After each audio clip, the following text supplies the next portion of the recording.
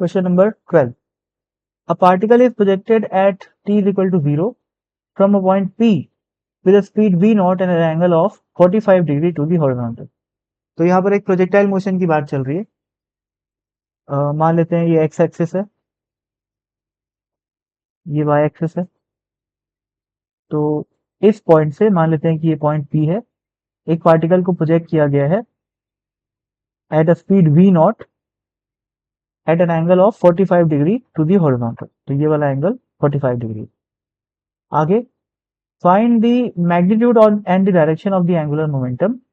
Magnitude and direction मतलब क्या है भाई? Angular momentum is a vector quantity, तो उसका मैग्नीट्यूड भी होगा, डायरेक्शन भी होगा। तो एंगुलर मोमेंटम का कंप्लीट डिस्क्रिप्शन पूछा है कब? About the point P at time T is equal to V naught by G, यानी कि उस पार्टिकल का एंगुलर मोमेंटम निकालना है किस टाइम पे? वी नॉट बाय जी पे। ठीक है। अब यहाँ पर पार्टिकल का मास क्वेश्चन में मेंशन नहीं है, लेकिन अपन उसको m मान लेते हैं। क्वेश्चन में तो नहीं है, हाँ ठीक है, पर कोई बात नहीं, आंसर में m दिया हुआ है, तो इस पार्टिकल का मास में m मान लेता हूँ, कहीं कोई दिक्कत नहीं। इसको यदि मैं v स्पीड से फेंकूंगा तो इसका पाथ कैसा होगा? इसका पाथ कुछ ऐसा होगा। ठीक है। अब अगर मैं, अब जैसे क्या पूछा हुआ है, V naught by G time दिया हुआ है ना, तो पहले तो अपन ये देखें कि V naught by G time पे ये पार्टिकल लगभग कौन सी पोजीशन में रहेगा। तो बस बिल्कुल मैं ये काम इसलिए कर रहा हूं ताकि थोड़ा इस क्वेश्चन से समझ में भी आया मेरे को कि पूछा क्या है। वैसे तो भाई मैं वी नॉट बाय जी पे सीधा वेलोसिटी की इक्वेशन लिख सकता हूँ, है ना, एक्स वेलोसिटी वाई वेलोसिटी की, और इतने ही टाइम पे मैं सीधा एक्स और वाई लिख सकता हूँ। जैसे मैं क्या बोल रहा हूँ कि इस टाइम पे मैं अगर आर की वैल्यू निकालूं, वो क्या होएगा? X I cap plus Y J cap. Similarly velocity की वैल्यू निकाल लूं, जो कि इतना होगा V X I cap plus V Y J cap. तो मैं m into R cross V करके क्या निकाल सकता हूँ? एंगुलर मोमेंटम निकाल सकता हूँ। यही करना है अपने को।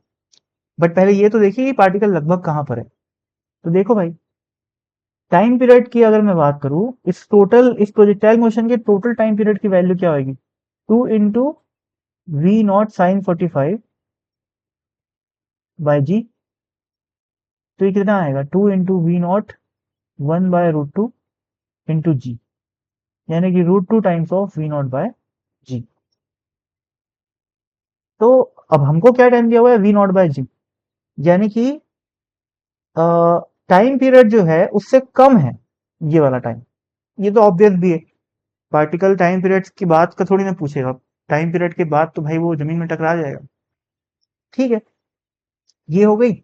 अब टाइम पीरियड के पहले मतलब ये पूरा इक्वेशन हो सकता है, इसमें भी कहां पर? तो देखते हैं। अगर मैं इसका टाइम पीरियड का आधा कैलकुलेट करूं तो ये आएगा √2 into V naught by G upon 2, जो कि वी नॉट बाय √2 जी आएगा। अब ये जो वी नॉट बाय जी है वो डेफिनेटली वी नॉट बाय √2 जी से बड़ा है। इसका मतलब ये पार्टिकल टॉप मोस्ट पॉइंट यानी कि टाइम पीरियड का आधा से लेकर एंड पॉइंट यानी कि पूरा टाइम पीरियड के बीच में कहीं पर है, यानी कि अप्रोक्सीमेटली इस पार्टिकल की लोकेशन यहाँ कहीं होगी।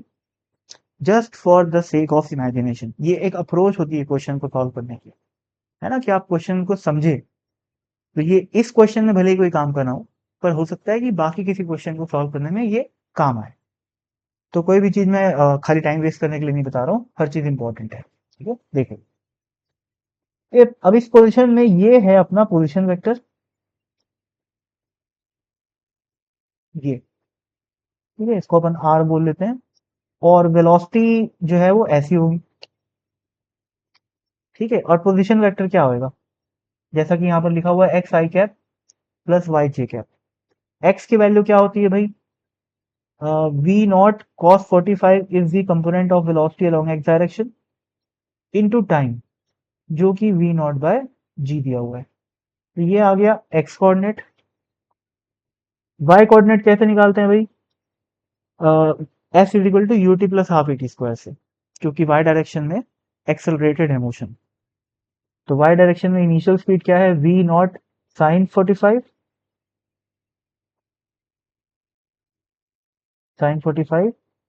Into T, which is V naught by G, plus half A T square, half acceleration कितना है माइनस जी इंटू टाइम का स्क्वायर यानी कि V naught square by G का स्क्वायर। ये क्या आ गया, ये आ गया वाई कोऑर्डिनेट, तो जे क्या आएगा, ये बन गया V naught cos 40, V naught का स्क्वायर आ गया cos 45 is 1/√2 by G I cap, plus ये देखो ये जी और ये जी कट गया, और ये वाला टर्म क्या बन जाएगा,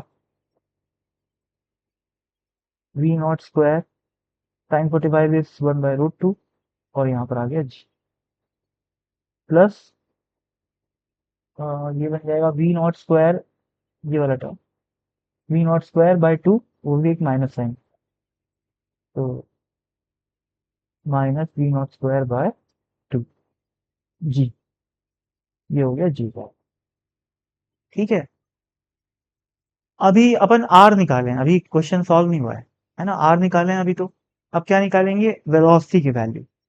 तो वेलोसिटी की वैल्यू कैसे निकलेगी भाई, V X I cap plus V Y J cap, velocity along X axis is constant which is equal to V naught cos 45, तो ये हो गया वेलोसिटी का एक्स कंपोनेंट। और वाई कंपोनेंट निकालने के लिए क्या करेंगे, U T V equal to U plus A T, तो यू यानी कि वेलोसिटी का इनिशियल वाई वाला component which is V naught sine 45 plus A T, ए कितना है माइनस जी और टाइम कितना है वी नॉट बाय जी, जी और जी कट गया और यहाँ पर क्या आ जाएगा, जे कैप आ जाएगा। अब क्या, अब अपने को मिल गया है, ध्यान से देखो, आर की वैल्यू मिल चुकी है आई कैप जे कैप के टर्म्स में, और वेलोसिटी की वैल्यू भी मिल गई है आई कैप और जे कैप के टर्म्स में। ठीक है, अब मैं इसको क्रॉस मल्टीप्लाई करके बिल्कुल दिखाने के मूड में नहीं हूँ।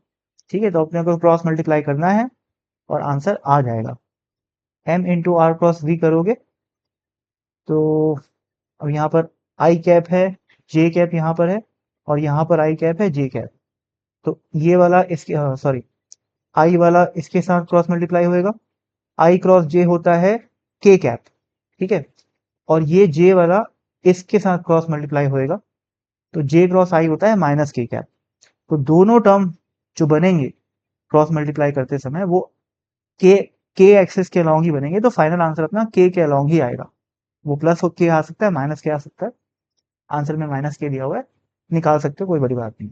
ठीक है, तो निकाल लेना, ये आंसर आ जाएगा।